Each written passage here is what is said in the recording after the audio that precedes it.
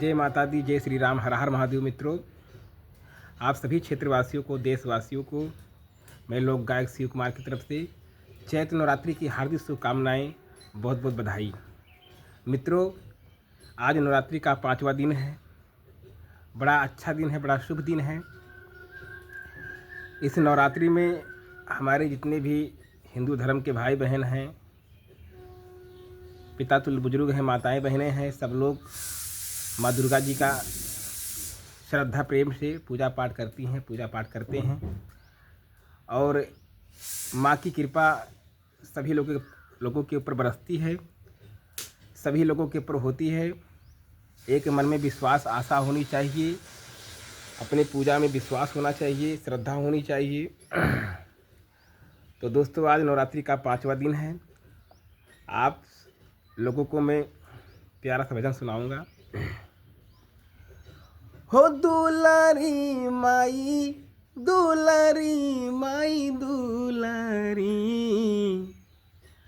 दुलारी माई, दुलारी माई, दुलारी, सबका से बाणी सुकुवार हमार माई दुलारी, सबका से बाणी सुकुवार हमार माई दुलारी, सुनरी माई, सुनरी माई, सुनरी,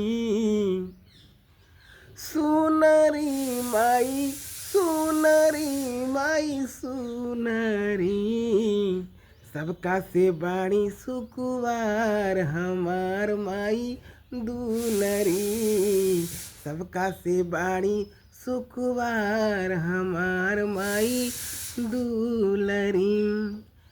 एक छोटा सा बालक है, नन्हा बालक है, भक्त है माता जी का।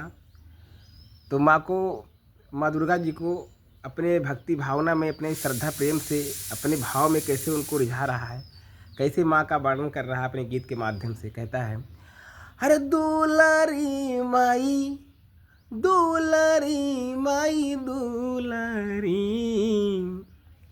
दुलारी माई, दुलारी माई, दुलारी, अरे सबका से बाणी सुकुवार हमार माई सुनरी, सबका से बाणी सुकुवार हमार माई दुलरी, सुनरी माई, सुनरी माई, सुनरी, सुनरी माई, सुनरी माई, सुनरी, अरे सबका से बाणी सुकुवार हमार माई सुनरी, सबका से बाणी सुकुवार हमार माई दुलरी, सबका से बाणी सुकुवार हमार मैया दुलरी।